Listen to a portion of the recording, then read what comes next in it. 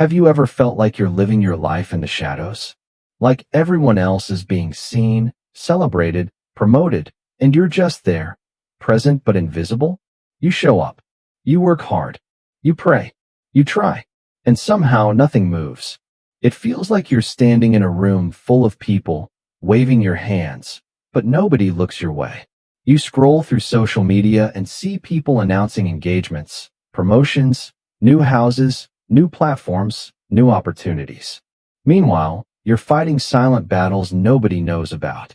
You're building quietly. You're surviving quietly. You're believing quietly.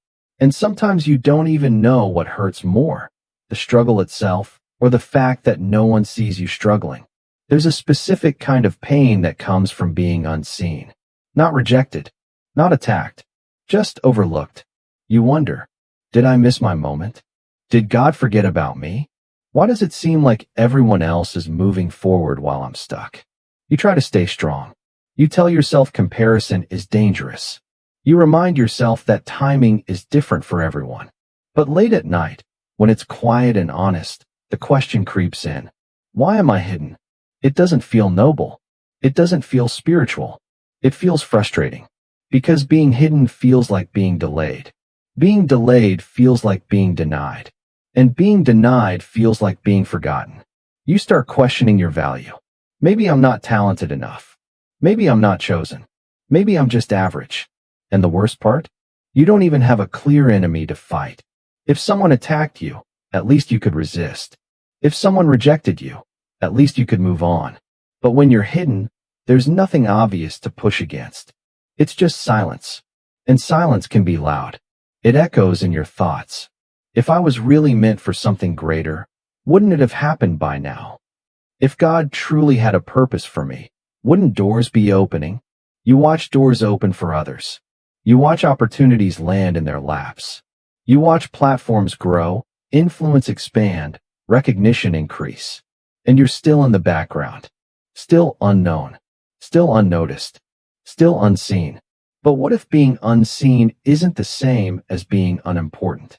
What if obscurity isn't abandonment? What if the very thing you think is proof of your insignificance is actually evidence of intentional design? Because here's a thought most people never consider. What if God hides what he values most? We assume visibility equals favor. We assume spotlight equals blessing. We assume recognition equals elevation. But what if that's backwards? What if hidden seasons are not punishment, but protection? What if you are not being ignored, but preserved? Think about something precious, something rare, something expensive. Is it left out in the open? Or is it secured, protected, guarded, developed carefully before being revealed? The truth is, being hidden feels uncomfortable because our culture worships exposure. We are trained to equate visibility with worth. But heaven doesn't operate on social media metrics. God does not measure impact the way humans do. And sometimes, the very delay that frustrates you is the evidence that something significant is happening behind the scenes. Maybe the reason you don't see movement is because the movement is happening inside you. Maybe the reason the door hasn't opened is because something in you still needs to be built. Maybe the reason you are hidden is because exposure right now would crush you. Or worse, corrupt you. What if you are not forgotten? What if you are not overlooked? What if you are not behind? What if you are being positioned? What if this season of silence is not emptiness, but preparation? Because here's the shift. Hidden does not mean rejected. Hidden does not mean unqualified. Hidden does not mean unchosen. Hidden might mean, not yet. And if that's true, if this season is intentional, then everything changes. The loneliness, the frustration, the waiting. It's no longer random. It has purpose.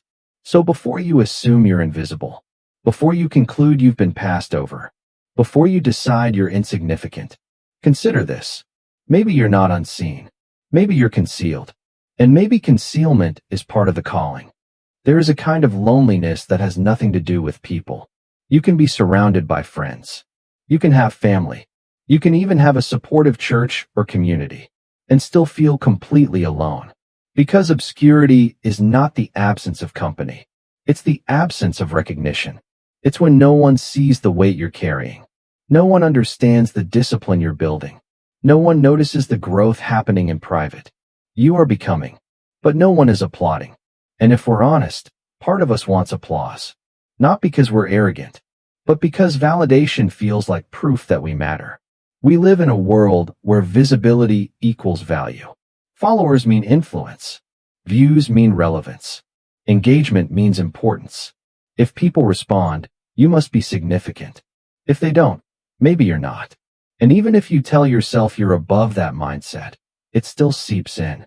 You post something meaningful, silence. You work hard at something for months, unnoticed. You show up consistently, overlooked. Meanwhile, someone else rises overnight. And comparison becomes a quiet thief. You start measuring your timeline against theirs. You think, they started after me. They're younger than me. They're less experienced than me. So why them? Why not me? Obscurity creates questions that success never does. When things are working, you don't question your calling. When doors are opening, you don't question your value. When affirmation flows, you don't question your identity. But when you're hidden, every doubt gets louder. Maybe I misunderstood God. Maybe I'm not as gifted as I thought. Maybe I'm aiming too high. And slowly, the loneliness shifts from circumstantial to personal. It's no longer, my season is quiet. It becomes, I am insignificant. That's the dangerous part.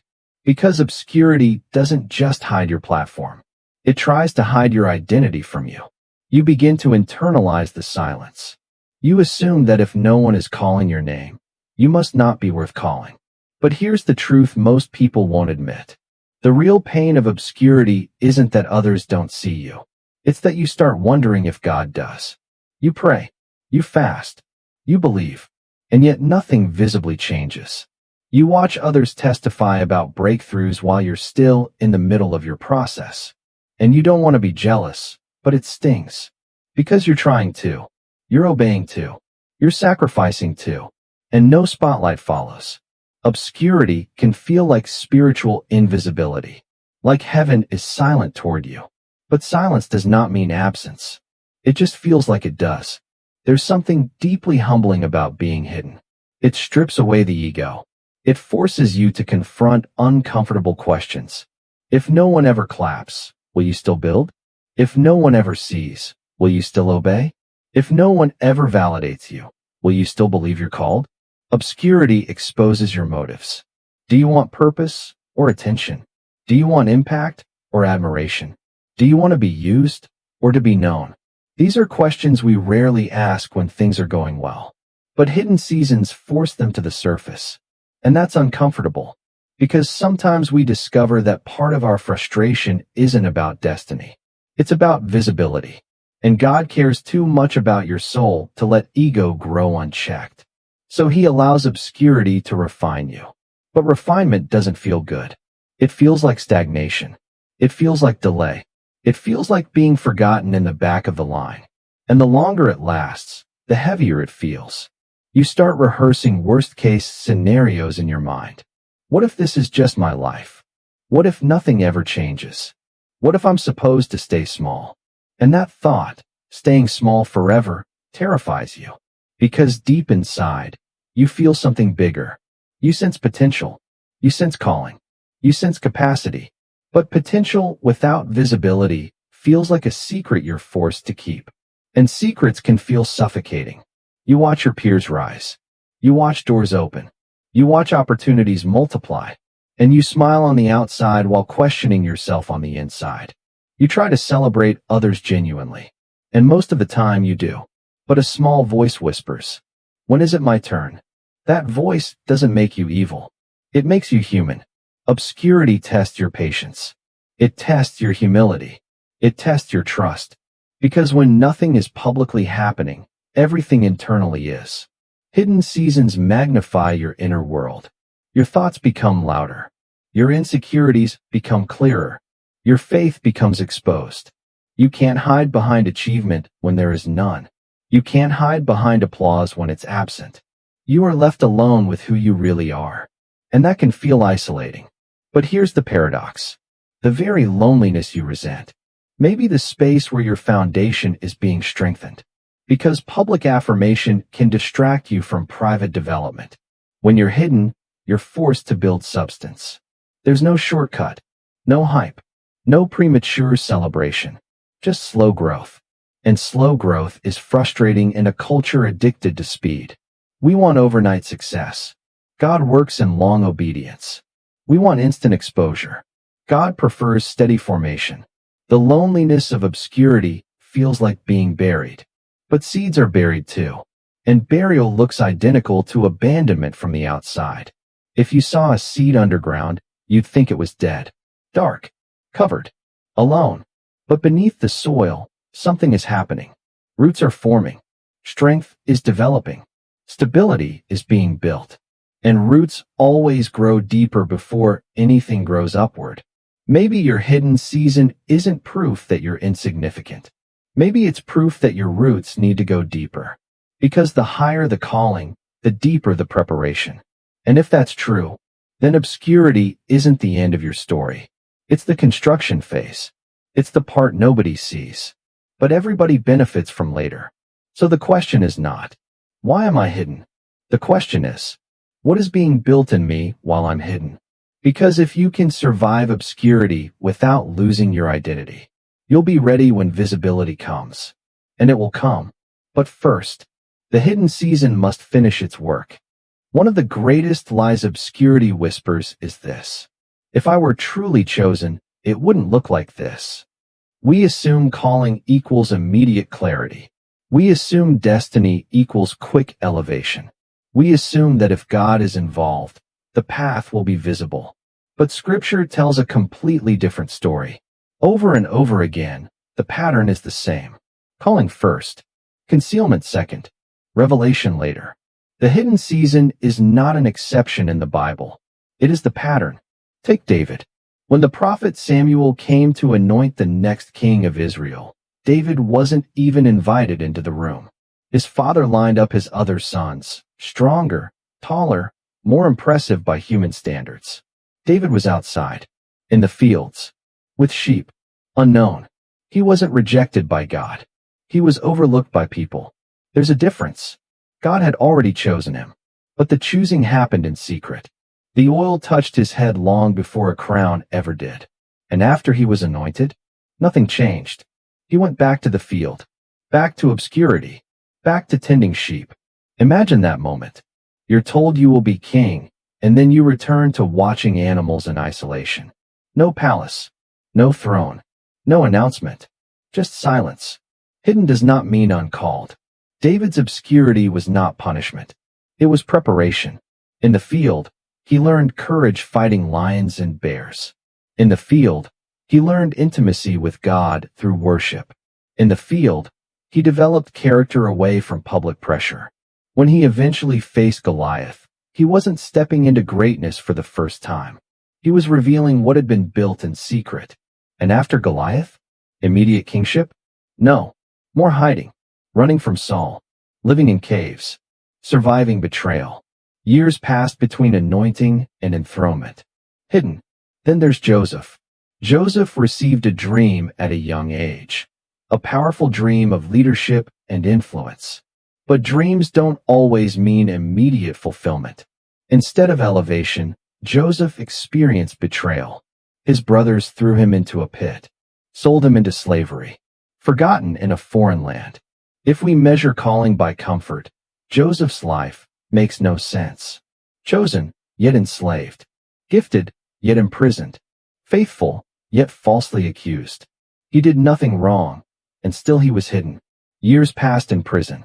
Years of silence. Years of watching others leave while he stayed. And here's what's striking. The prison wasn't the opposite of the palace. It was the pathway to it. The skills Joseph used to govern Egypt were developed in obscurity, managing Potiphar's house, organizing prison systems, interpreting dreams in silence. Hidden seasons are classrooms. The world only saw Joseph when he stood beside Pharaoh. But heaven had been shaping him long before the spotlight arrived. Or consider Moses. Raised in Pharaoh's palace, trained, educated, positioned for influence. And then suddenly, exile. 40 years in the desert. 40. That's not a delay. That's a lifetime. Shepherding sheep. In isolation. In wilderness silence. From the outside, it looked like failure. But from heaven's perspective, it was formation. Moses needed desert training before he could lead people through one. He needed humility before authority. He needed dependence before deliverance. The wilderness wasn't wasted. It was hidden development. Even Jesus, the Son of God, spent approximately 30 years in obscurity before 3 years of public ministry. 30 years hidden, working, growing, learning. The miracles didn't begin in childhood. The sermons didn't start at 12. There was silence. And then, suddenly, revelation. If obscurity were a sign of divine disfavor, Scripture would look very different. But instead, we see a consistent rhythm. Hidden first, revealed later. Calling in secret, impact in public. We romanticize public victories. God emphasizes private preparation. Think about it. Trees grow slowly. Foundations are laid underground. Diamonds form under pressure. Pregnancy happens out of sight. The most powerful transformations in nature occur unseen. Why would spiritual formation be any different? Yet when it happens to us, we panic. We assume delay equals denial. We assume hidden equals forgotten. But biblical history says otherwise. Hidden seasons are often evidence of significance. Because the greater the assignment, the deeper the preparation. Imagine if David had been crowned immediately after anointing. No field training. No lion battles. No worship development. He might have had a crown, but not the character to sustain it. Imagine if Joseph had been elevated at 17. No betrayal. No prison. No administrative experience. He would have had influence, but not maturity. Imagine if Moses skipped the wilderness. He might have had authority, but not patience. Obscurity was not God's hesitation. It was his strategy. We tend to believe that visibility is proof of blessing. But Scripture suggests that concealment is often evidence of protection. You hide what is valuable. You guard what is precious. You protect what is powerful. If God exposed you too soon, the weight of attention could crush you. If he revealed you prematurely, the pressure could distort you. Hidden seasons are not spiritual demotions. They are developmental necessities. And here's the powerful shift. If hidden seasons are biblical, then they are not abnormal. They are not signs of failure. They are not proof that you missed God. They may be confirmation that he is deeply involved. Every major figure in Scripture experienced obscurity before elevation. Not because God forgot them, but because he was building them. You are not strange for being hidden. You are not cursed for being unseen. You are walking a pattern that has existed for centuries. The world celebrates arrival. Heaven celebrates preparation. And preparation almost always happens in private. So the question changes. It's no longer, why am I hidden? It becomes, who is God shaping me to become while I'm hidden? Because if the pattern holds true, then concealment is not cancellation. It's construction. And construction always looks messy before it looks magnificent. Let's confront the lie directly. When you are hidden, your mind translates it as rejection. No calls back. Rejected. No recognition. Rejected.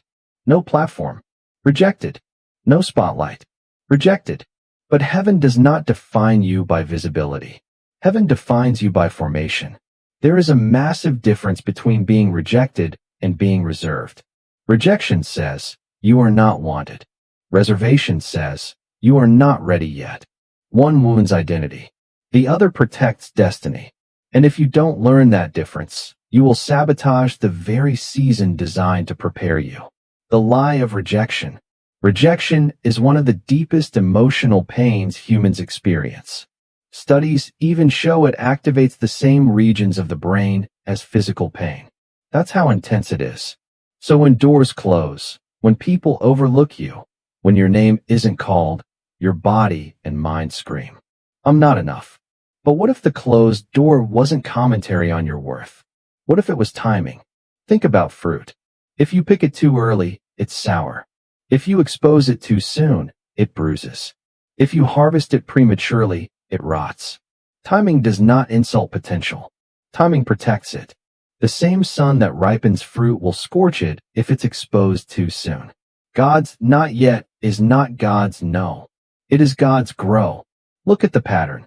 The Bible is full of hidden seasons that looked like rejection, but were actually preparation. Joseph was sold into slavery, forgotten in prison, ignored by the cupbearer. Years passed. Was he rejected? Or was he being positioned for a moment that required depth he did not yet have?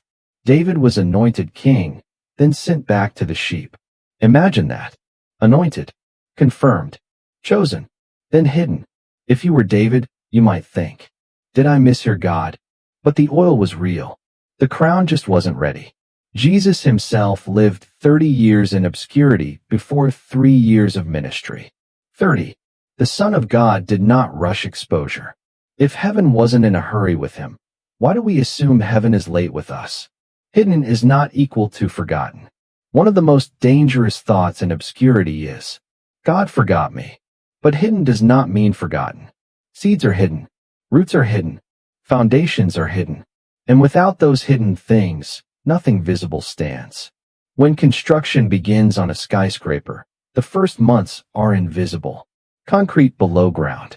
Reinforcement beneath the surface. Steel that no one will ever see.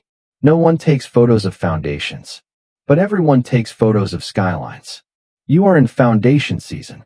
And foundations take longer than facades. The emotional war. Here's where it gets real.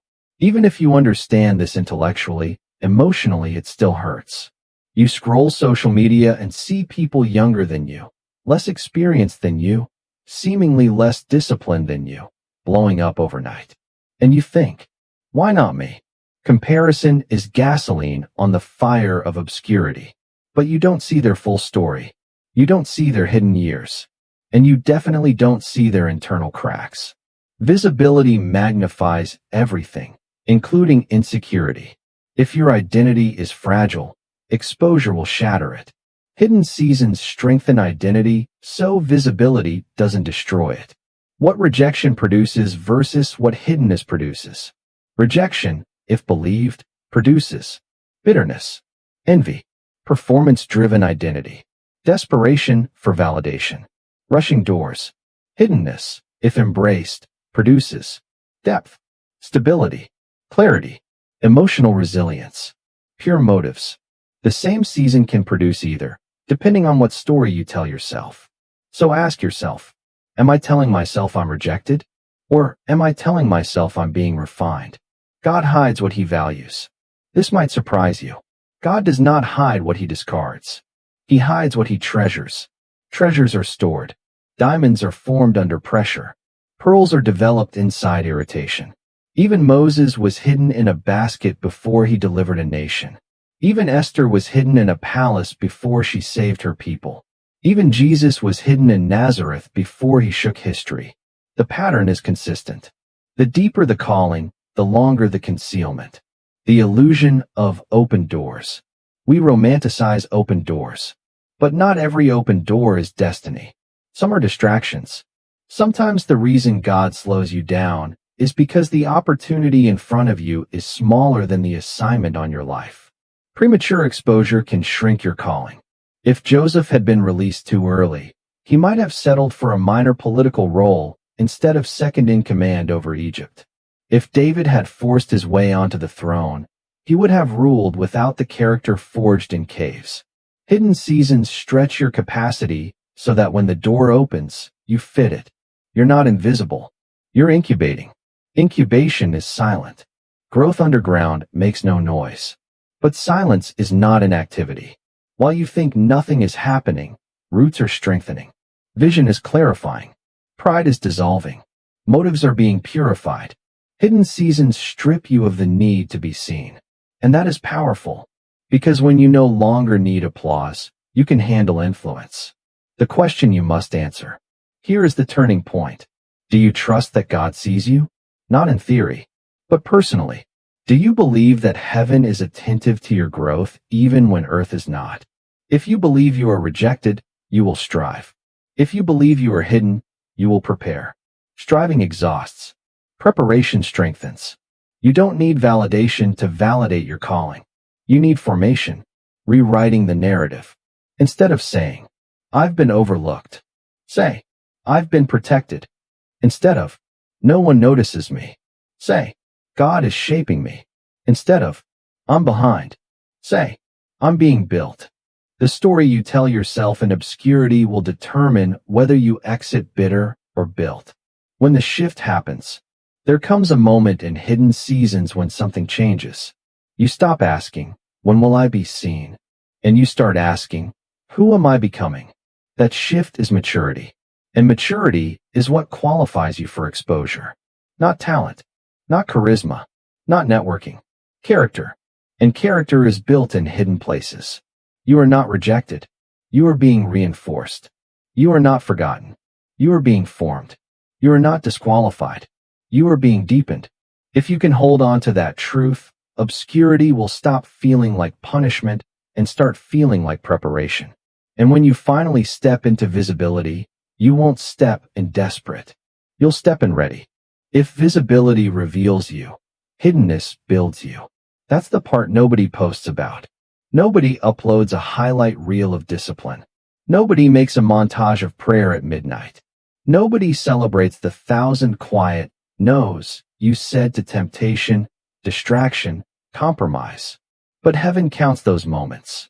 Hidden seasons are construction zones. And construction is loud on the inside, even when it looks silent on the outside. So what exactly is being built when you feel unseen? Let's go layer by layer. 1. Identity without applause.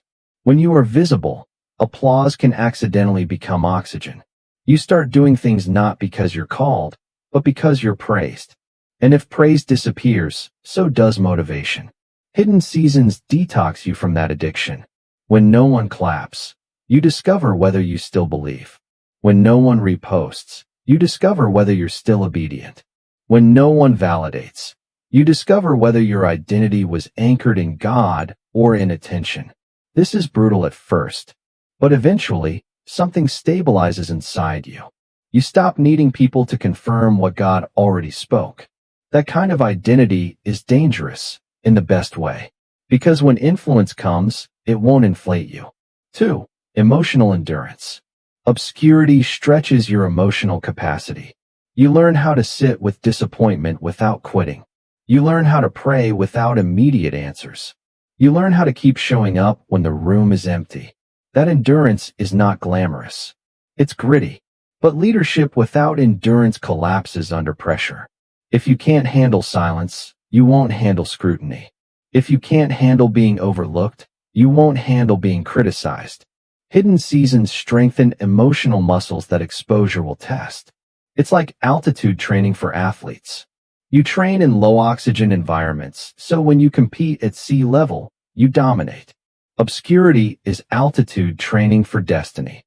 3. Purified motives. Be honest. If the door opened tomorrow, why would you want it? To serve? Or to prove something? Hidden seasons confront your why. When your motives are mixed, obscurity exposes it. The desire to impress. The hunger to compete. The need to be better than someone who doubted you. God is not threatened by your ambition, but he will refine it. Because influence fueled by insecurity is dangerous. If you rise just to silence critics, critics will control your life. Hidden seasons burn away ego until calling remains. And calling without ego is powerful. 4. Discipline without supervision. When no one is watching, your habits tell the truth. Hidden seasons reveal your private integrity. Do you prepare when there's no stage? Do you practice when there's no audience? Do you grow when no one is measuring? This is where real leaders are formed. Anyone can shine when spotlighted. But consistency in obscurity? That's rare. And rarity is valuable. God builds rhythms in hidden seasons. Prayer rhythms, study rhythms, health rhythms, thought rhythms. Because when the spotlight turns on, your habits will be amplified. If your habits are weak, exposure will expose you. If your habits are strong, exposure will expand you. 5. Vision clarity. When you're constantly visible, noise is constant. Opinions, feedback, comparison, pressure. Hidden seasons remove noise. And in quiet places, vision sharpens. You begin to understand what you're actually called to do, not what trends, not what impresses, not what gets clicks. Clarity is expensive. It costs isolation. But once you have it, you move differently. You stop chasing every open door. You stop reacting emotionally to every opportunity. You start moving strategically. Hidden seasons teach patience, and patience sharpens precision. 6. Humility. Nothing humbles you like being overlooked.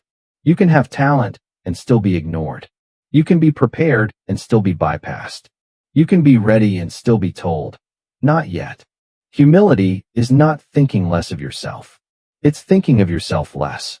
Hidden seasons shift your focus from why not me to how can I grow? And that shift protects you later. Because pride rises quickly in visible spaces. But if you've wrestled with obscurity long enough, pride feels foreign. You remember the cave. You remember the silence. You remember the tears no one saw. And that memory keeps you grounded. 7. Dependence on God, not platforms. If you become visible too early, you might confuse platform with purpose. But hidden seasons teach you something deeper. God is the source. Platforms are tools. If you learn to depend on tools before you depend on God, you will panic when tools shift. Algorithms change. Audiences fluctuate. Doors close. But if your dependence was built in hiddenness, external shifts won't shake internal stability. You will not crumble when metrics drop, because your worth was never measured in metrics. Hidden seasons rewire your security. 8. Capacity. Here's a truth most people ignore. You don't just need opportunity. You need capacity. Capacity to manage attention. Capacity to manage responsibility. Capacity to manage criticism. Capacity to manage success. And capacity grows slowly. Think of it like muscle growth. You don't bench press 300 pounds on day one. You build gradually, or you tear something. Hidden seasons are progressive overload for your soul. Each delay increases strength. Each closed door increases resilience. Each quiet year expands your ability to carry more later. When elevation finally comes, you won't be crushed by it. 9. Intimacy with God. This might be the most important one. When nothing else is happening, you are left with Him. No distraction. No constant affirmation. No rapid momentum. Just presence. And in presence, intimacy grows. Some people are terrified of hidden seasons because silence forces them into deeper relationship. But that intimacy becomes your anchor. When the crowd cheers, you won't get drunk on praise. When the crowd criticizes, you won't collapse. Because your core relationship was built before the crowd arrived. Hidden seasons make sure your public life never outruns your private life. 10. Courage to wait. Waiting is harder than working. You can work endlessly and feel productive. But waiting requires trust. And trust requires surrender. Hidden seasons stretch your ability to believe that timing matters more than speed. That process matters more than position. That becoming matters more than arriving. And that kind of courage is rare. Anyone can rush. If you can wait well, the shift in perspective. At some point, if you stay in hidden seasons long enough, you stop asking, how do I escape this? And you start asking, what is this building in me? That question changes everything. Because now the season isn't punishment. It's preparation. And preparation shifts your posture. You stop resenting the quiet. You start respecting it. When you realize, one day, you'll look back at this hidden season and realize, this is where your identity solidified. This is where your pride dissolved. This is where your prayer life deepened. This is where your motives purified. This is where your strength increased. You'll realize the cave wasn't confinement. It was construction. And construction takes time. But once the structure is strong, elevation doesn't feel overwhelming. It feels natural. Right now. Even if it feels slow, even if it feels unfair, even if it feels invisible, something is being built. And when God builds something, He builds it to last. You are not stuck. You are strengthening. You are not delayed without purpose. You are being developed with precision. And when the door finally opens, You won't just step into a new level. You will step into it as a different person. Stronger, deeper, clearer, unshakable. Everyone wants elevation. Few are ready for it.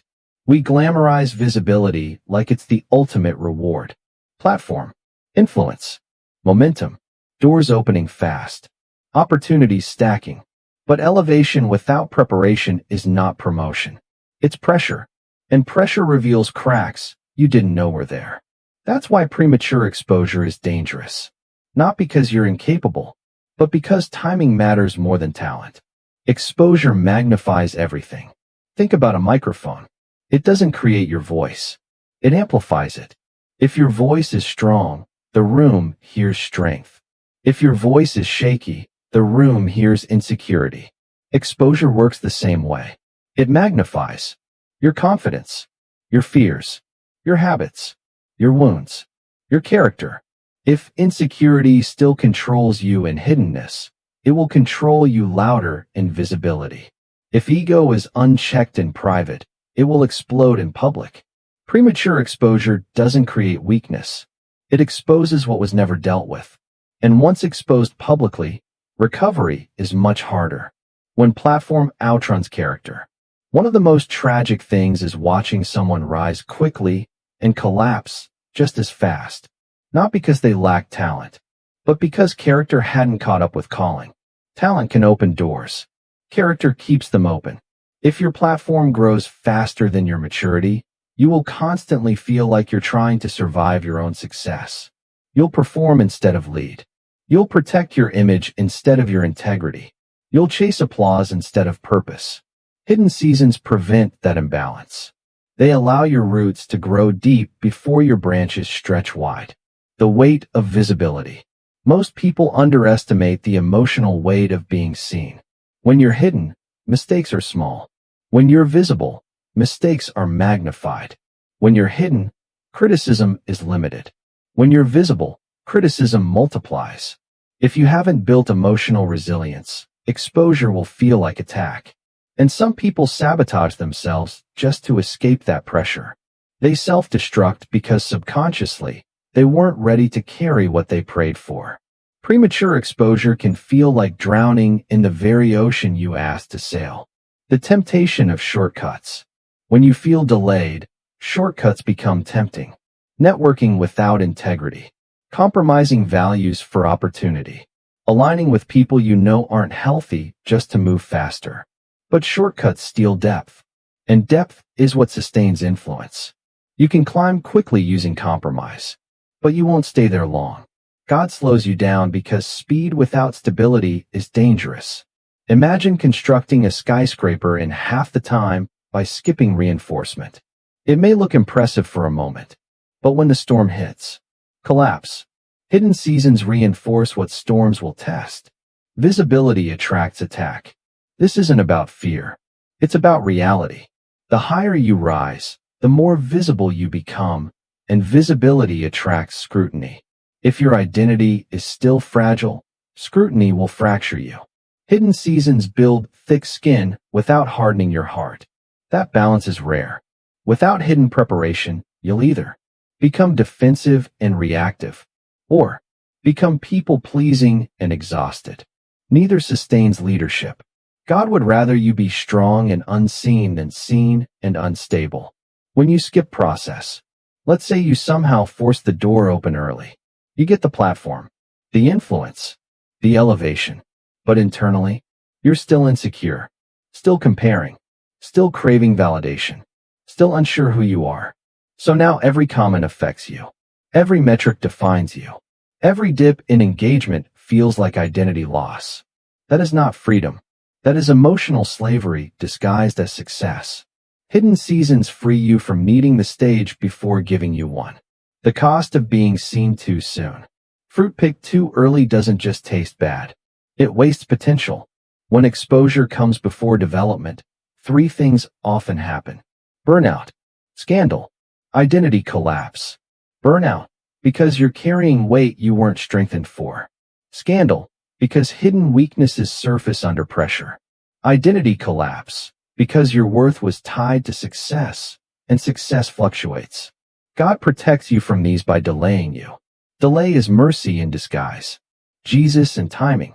Even Jesus did not start his ministry immediately. 30 years of quiet. 3 years of visibility. He could have stepped into influence earlier. But timing mattered. Preparation mattered. When the pressure of crowds, betrayal, accusation, and crucifixion came, he stood firm. Why? Because identity was already settled. This is my beloved Son.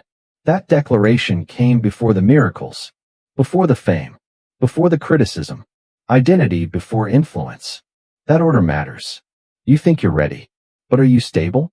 There's a difference between feeling ready and being stable. Feeling ready is emotional. Being stable is proven over time. Stability is tested in boredom. Stability is tested in repetition. Stability is tested in silence. If you can remain disciplined when nothing is happening, you are becoming stable. And stability is what keeps elevation from destroying you. Elevation reveals what you love most. If you love applause, elevation will expose it. If you love status, elevation will intensify it. If you love serving, elevation will expand it.